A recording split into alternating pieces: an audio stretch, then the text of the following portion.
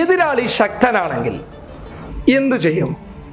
എതിരാളിയോട് ഒരു കൂറ് പുലർത്തുക, അതായത് എതിരാളിയോടൊന്ന് അടുക്കാൻ ശ്രമിക്കുക. അതിനുവേണ്ടി എതിരാളിയെ ചാക്കിട്ട് പിടിക്കാൻ ആരായാലും ഒന്ന് ശ്രമിച്ചു പോകും. അത് രാഷ്ട്രീയപരമായി നോക്കിയാൽ നമുക്ക് കാര്യങ്ങളൊക്കെ വ്യക്തമായി മനസ്സിലാക്കാൻ വേണ്ടി സാധിക്കും. അത്തരത്തിലുള്ള ഒരു സൈക്കോളജിക്കൽ നീക്കമാണ് ശ്രീ സുരേഷ് ഗോപി നടത്തുന്നുള്ളത്. അദ്ദേഹം ആദ്യം TV അനുപമയുടെ നോട്ടീസ് അയച്ചതുമായി ബന്ധപ്പെട്ട് ശക്തമായിട്ടുള്ള നിലപാടുകൾ എടുത്ത് രംഗത്ത് വന്നു.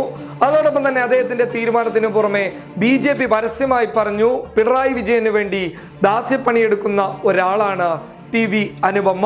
TG മോഹൻദാസും കടന്നു വന്നു. TG മോഹൻദാസ് പറഞ്ഞത് കളക്ടർ ക്രിസ്ത്യാനിയാണെങ്കിൽ ഉടൻ തന്നെ മാറ്റുക, പകരം ഒരു ഹിന്ദുവിനെ കളക്ടറായി നിയോഗിക്കുക എന്നുള്ള പരാമർശങ്ങൾ വന്നു. TV അനുപമയുടെ ഫേസ്ബുക്ക് പേജിൽ കയറി വലിയ രീതിയിലുള്ള പ്രതിഷേധം സംഘപരിവാർ നടത്തുകയുണ്ടായി.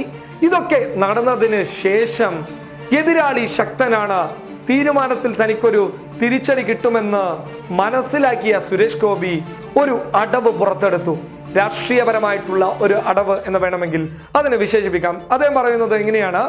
TV അനുപമ നിങ്ങൾ പറയുന്നത് പോലത്തെ ഒരാളല്ല, അവര് നല്ല ഒരു ഉദ്യോഗസ്ഥയാണ്, കാര്യങ്ങളൊക്കെ സ്ട്രൈറ്റ് ഫോർവേഡ് ആയിട്ട് കാര്യങ്ങൾ ചെയ്യുന്ന ഒരു സത്യസന്ധയായിട്ടുള്ള ഒരു ഉദ്യോഗസ്ഥയാണ് TV അനുപമ. എനിക്ക് വ്യക്തമായിട്ട് അറിയാം. കാരണം ഞാൻ MP ഫണ്ടിൽ നിന്ന് കൃത്യമായിട്ട് ഫണ്ട് വിനിയോഗിച്ചപ്പോൾ എന്നെ അഭിനന്ദിക്കാൻ TV അനുപമ തയ്യാറായി എന്നാണ് സുരേഷ് ഗോപി പറയുന്നത്. അതുകൊണ്ട് അവരുടെ തീരുമാനത്തിൽ ഒരു രാഷ്ട്രീയ പാർട്ടിയുടെ സ്വാധീനം കടന്നു വരാൻ സാധ്യതയില്ല എന്നതാണ് സുരേഷ് ഗോപി പറയുന്നുള്ളത്. എന്നാൽ സുരേഷ് ഗോപിയുടെ BJP ആവട്ടെ പിണറായി വിജയന്റെ ദാസ്യപ്പണിയെടുക്കുന്ന ആളാണ് TV അനുപമ എന്നാണ് പറഞ്ഞത്.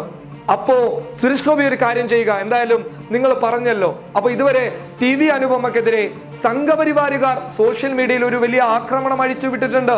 എത്രയോ വലിയ രീതിയിൽ അവർക്ക് വേദന ഉണ്ടാക്കുന്ന രീതിയിൽ പരാമർശങ്ങൾ നടത്തിയിട്ടുണ്ട്. അവരുടെ മതത്തെ ഉപയോഗിച്ച് വേട്ടയാടിയിട്ടുണ്ട്. അവരൊരു സ്ത്രീയാണ്, ആ പരിഗണന അവർക്ക് നൽകേണ്ടതുണ്ട്. അതുകൊണ്ട് സുരേഷ് ഗോപി ഒരു കാര്യം ചെയ്യുക, ഇപ്പോൾ പറഞ്ഞ കാര്യത്തിൽ ഒരു ചെറിയ തിരുത്തലുണ്ടാക്കി പൊതുജനങ്ങളോട് പറയുക.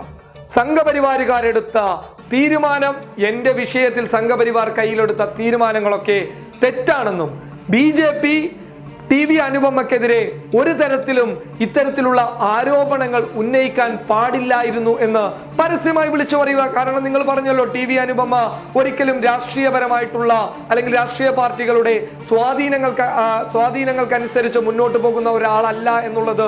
അതുകൊണ്ട് നിങ്ങൾ ഒരു കാര്യം ചെയ്യുക, പരസ്യമായൊരു പത്രസമ്മേളനം വിളിച്ചുകൊണ്ട് പറയുക TV അനുപമക്കെതിരെ BJPയും സംഘപരിവാരും എടുത്ത തീരുമാനങ്ങൾ, നടപടികൾ അല്ലെങ്കിൽ സോഷ്യൽ മീഡിയയിലെ ആക്രമണങ്ങളൊക്കെ തെറ്റാണ് എന്ന് പരസ്യമായി വിളിച്ചു പറയുക.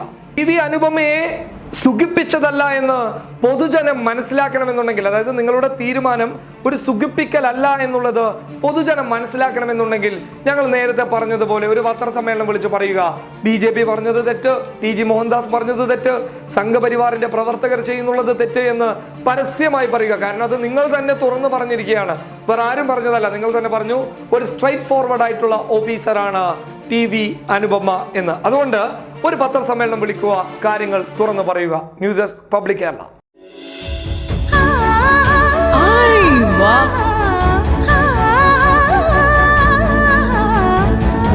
Aiwa silks, Kasaragod, Kanhangad, Mangalore.